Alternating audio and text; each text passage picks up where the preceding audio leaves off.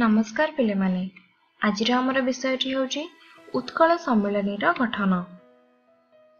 एही विषय रे आमे पढ़िबा उत्कल सम्मेलनी गठन। ताले चलो प्रथमे आमे आरंभ करिबा उत्कल सम्मेलनी गठन। ओडिया भाषाभाषी अंचल गुड़िकर एकत्रीकरण निमंते उत्कल गौरव मधुसूदन दास जे प्रचेष्टा जारी रखिथिले उत्कल सम्मेलनी प्रतिष्ठा द्वारा तार आनुष्ठानिक शुभारंभ होइतिला।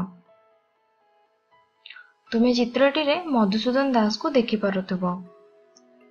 प्रथमे मधुसूदन दास को उत्साह और उद्यम रे 1882 मसीहा अगस्त मास 16 तारिख रे कटक ठारे उत्कल सभा गठित होइतिला। यह थिला ओडिशार सर्वप्रथम सुसंगठित राजनैतिक अनुष्ठान। यार प्रथम सभापति होइतिले चौधरी काशीनाथ दास। प्रथम संपादक होइतिले कर्मवीर गौरीशंकर राय जहां चित्र तुमे देखि पारुछ। एही सभार उद्देश्य थिला स्थानीय स्वायत्त शासन अनुष्ठान सृष्टि करिबारे सहाय्य करिबा ओ जन कल्याण कार्यक्रम।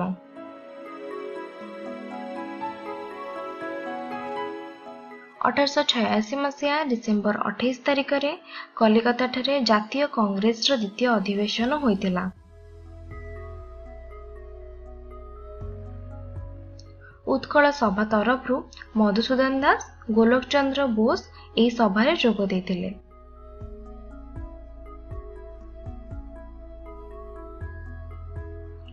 बंगाल सुरेंद्रनाथ बानार्जी नेतृत्व में बंग जातीय सभा गठन करा जायतिला। तुमे सुरेंद्रनाथ बानार्जी चित्र देखि पारुथबो। उद्देश्य थिला बंगालर विभिन्न समस्या विचार करी निष्पत्ति नेबा।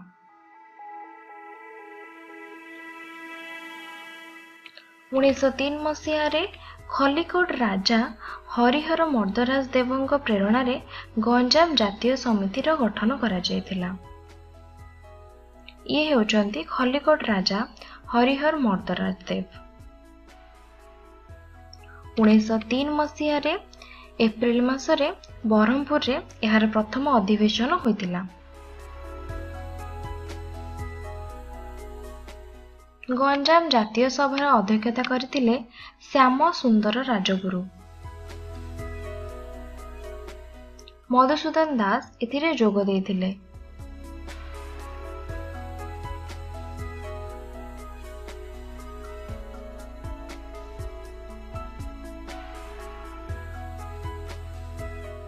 उन्नीस 3 मसीह गड़जात राजा मानकर वार्षिक अधिवेशन रे मयूरभंज राजा श्री रामचंद्र भजदेव खलिकोट राजा और कनिका राजा मधुसूदन को विचारधारा को प्रशंसा करथिले।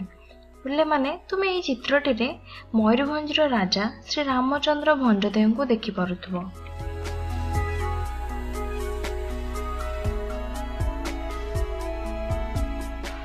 मधुसूदन दास उत्कल सम्मेलनी नामक एक जातीय अनुष्ठान गठन करथिले।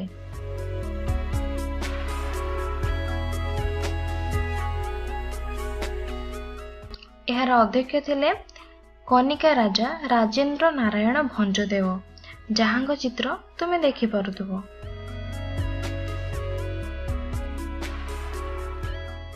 एवं यार संपादक थिले मधुसूदन दास।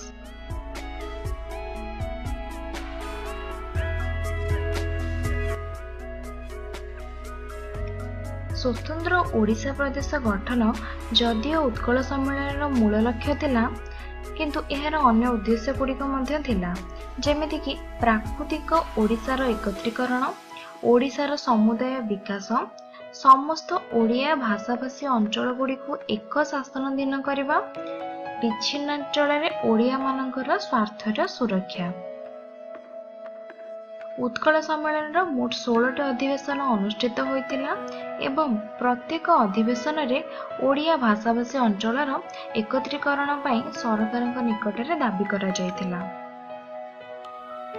एही विषय रे आमे कोन सिखिले मधुसूदन दास उत्कल सम्मेलन नामक एक जातीय अनुष्ठान गठन करथिले। मधुसूदन दास को उद्यम 1882 मसीहा अगस्ट मास 16 तारिख रे कटक ठारे उत्कल सभा मध्य गठित होइतिला। परवर्ती आमे अध्याय रे आमे पढ़िबा उत्कल सम्मेलन प्रथम अधिवेशन।